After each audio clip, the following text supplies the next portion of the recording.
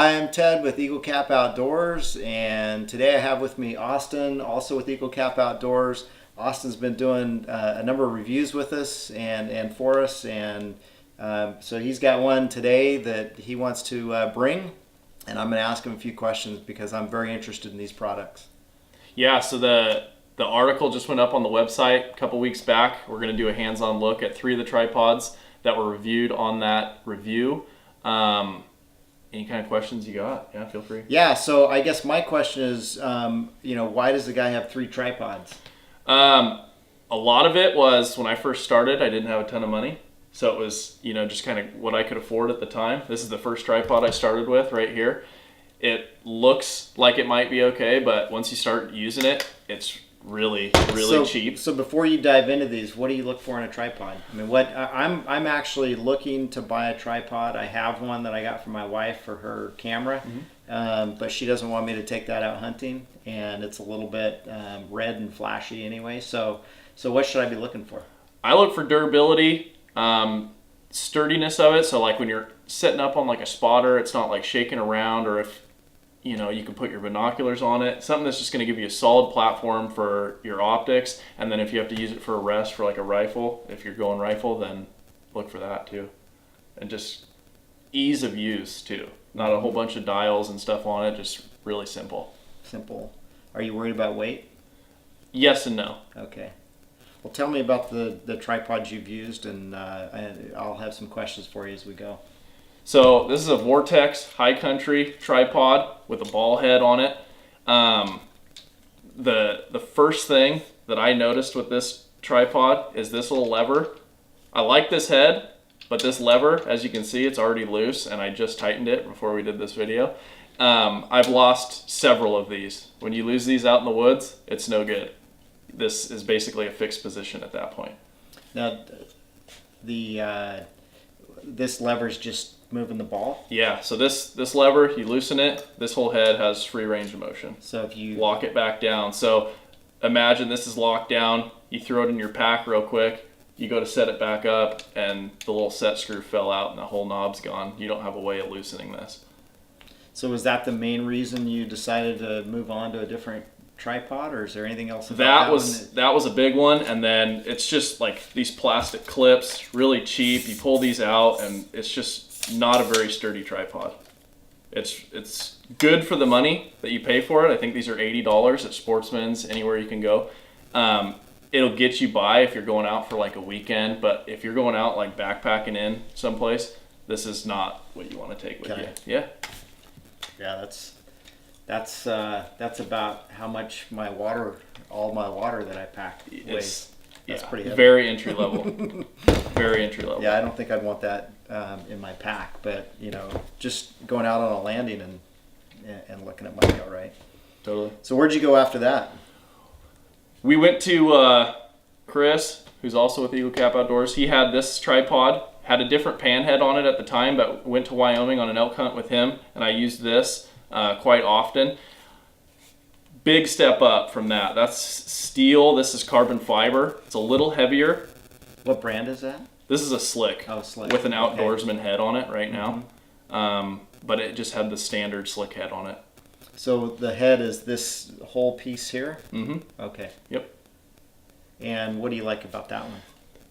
The things I do love about this thing is the weight's not bad, and then these little knuckles right here, they just twist, you pull out, and then you can twist them back and they lock. There's no clipping, it's not loud, it's just really simple. Really simple. Really fast to set up.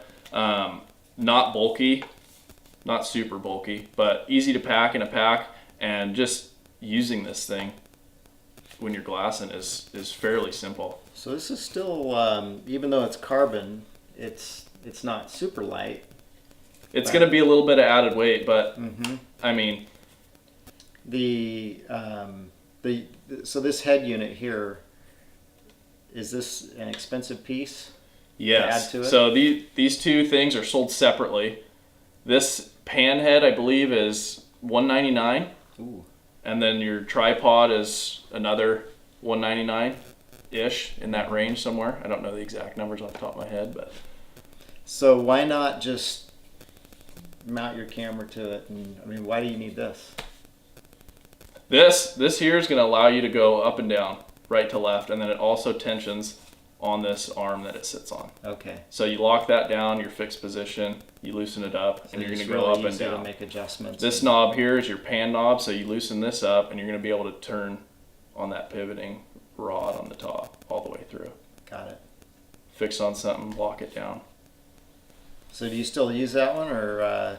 This one isn't actually mine, it's Chris's, but I used it on that trip, Right. and I really enjoyed it, and then I went on a venture of trying to find one that I could buy for myself that was more into my price point. Mm-hmm. So what'd you end up with? I found this Leupold carbon fiber tripod. It's a little more robust. It's all carbon fiber. The head on it's pretty similar to the Outdoorsman. Same locking features for the legs. Really easy to deploy. Sets up, and this thing, I mean, is rock solid. You got your head moves around there, and then you got this little lever over here, and this just nice. moves you around completely. So is that sold separately as well? This is all sold as one piece. Oh, really? So this whole unit, you just... Yeah, comes with a your- base plate. Slap it on your spotter or your binos if you have a bino adapter. I don't actually use one. This plate is wide enough. I just put my binos on it, wrap a rubber band around it, and works great. Works nice. So I'm going to fill this. Do you have any idea how much this weighs? This is just a couple ounces heavier than this one. Yeah. So that's not bad. And very sturdy. Very sturdy. The it seems pretty solid in terms of the way it operates. And you've used this one. Yeah, I've used this a lot. Yeah, I like this one. It has like a built-in clutch, so you can loosen this little knob here. And even if you stop it somewhere and want to look at something, you don't necessarily have to tighten this stuff back down. Whereas all this other stuff, if you don't tighten it down, it's gonna you're gonna lose your Spotter's going to drop on you. Yep. So do these come in different sizes, or is it, basically a... This is the size they sell. So this expands pretty tall. Like I can stand up flat-footed. I'm a pretty tall guy, 6'5", and I can extend this thing out all the way and just slightly hunch over and be totally fine glassing. So this is the one you chose, and Yep. what was the? Can you give me like 2 or 3 things that were the tipping point for you deciding upon this one? How sturdy it was. My buddy had one before I bought one, and it was awesome with the spotter on there, with the binos on there.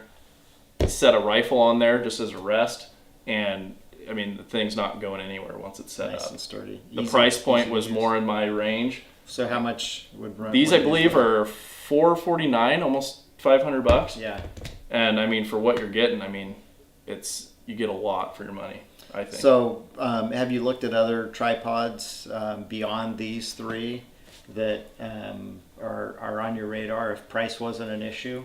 If price wasn't an issue, I'd probably get the medium Outdoorsman legs with the pistol grip Outdoorsman head. If money was not an object. And what does that give you that these don't? I believe it's a little lighter weight on the legs, and then the pan head is just a touch different. So instead of having 2 knobs here, it's like one pillar with a lever. You hit that lever, and the whole head moves around. You let go of that lever, it stops. Oh, nice. It's just one button Yep. move. Excellent. Well, any other comments on these, or anything you plan to add to the review, or are you pretty well dialed in? I feel pretty good about it. I mean, I'd love to review more tripods as they come through, but other than that, Yeah.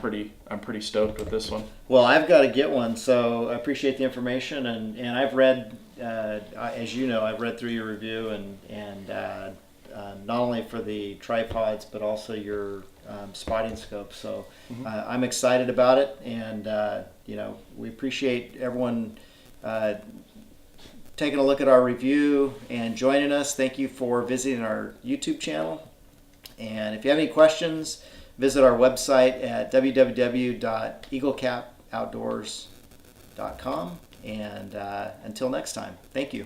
Thank you.